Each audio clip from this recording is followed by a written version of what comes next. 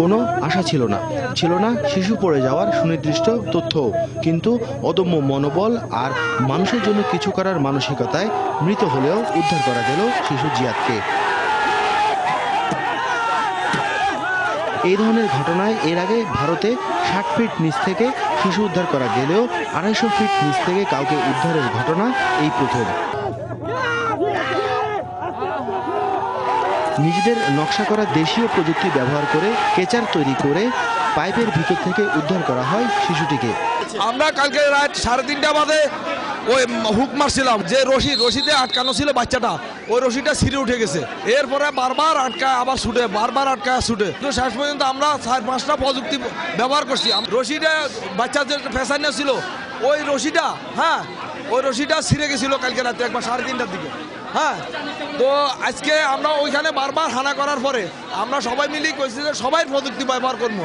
আমরা যারা পাবলিক ছিলাম, যারা মোটামুটি কাজ সম্বন্ধে জানি, আমরা ওইটা প্রযুক্তি ব্যবহার করে আমরা বারবার ব্যর্থ হয়েছি। সকাল থেকে 4-5টা প্রযুক্তি ব্যবহার করছিলাম, কিন্তু শেষে আরো 3টা প্রযুক্তি আমাদের হাতে ছিল। এর ভিতরে তৈরি আর কি নিজস্ব তৈরি দেশীয় প্রযুক্তিতে। 400 ফুট না, এটা 236 ফুট। এখানে একটা লক জাতীয় জিনিস আমরা ওখানে পাঠাইছি, সেই লকে বাইরে ওই লক দেখেছেন না, ওই লকটা দিয়ে আমরা উঠাইছি। উদ্ধারের পর শিশুটিকে চিকিৎসা দিতে নেওয়া হয় ঢাকা মেডিকেল কলেজ হাসপাতালে। তবে বিধির বাম, দেশবাসীকে কাঁদিয়ে শিশু জিয়াদ যে অনেক আগেই চলে গেছেন না ফেরার দেশে।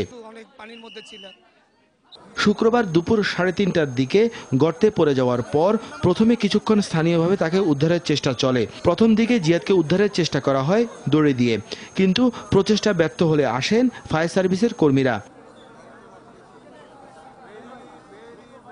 6-7 ঘন্টা চেষ্টা করেও উদ্ধার করতে না পেরে রাত 2টার পর শিশুর অবস্থান শনাক্তের জন্য ক্যামেরা নামানো হয়। তাতেও লাভ না হওয়ায় এক পর্যায়ে ভেতরে কারো অস্তিত্ব নেই বলে জানান স্বরাষ্ট্র প্রতিমন্ত্রী। আমরা কীট পতঙ্গ দেখেছি, মানে এখানে অক্সিজেন আছে। কোনো জীবিত মানুষ যদি ওখানে পড়েও যায়, তার তাৎক্ষণিক মরে যাওয়ার কোনো সম্ভাবনা নাই।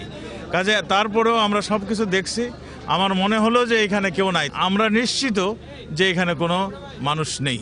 ঘটনা ঘটার 23 ঘন্টা পর শনিবার বিকেলে ফায়ার সার্ভিসের মহাপরিচালক সংবাদ সম্মেলন ডেকে উদ্ধার অভিযানের সমাপ্তি টানেন। কূপটির অভ্যন্তরে ক্যামেরার প্রাপ্ত ছবি ও ভিডিও বিভিন্ন গোয়েন্দা সংস্থা ফরেনসিক এক্সপার্টের পর্যবেক্ষণ ও বিশ্লেষণ করার কোনো দেহের অস্তিত্ব আলামত পায়নি। তাই এমত অবস্থায় উক্ত অনুসন্ধানে উদ্ধার কার্যক্রমটি আপাতত স্থগিত করার সিদ্ধান্ত গ্রহণ করা হয়। ইম্প্রোভাইজেশনে আমরা বড় একটা ওয়েট দিয়েছি এবং ওয়েট দিয়ে আমরা ওই যেটা ফ্লোটিং অবজেক্টকে চেষ্টা করেছি ভিতরে যাওয়ার জন্য।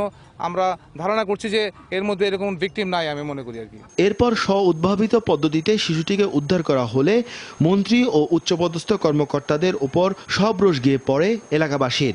উত্তেজিত জনতা এক পর্যায়ে আশেপাশে ভাঙচুর চালায়।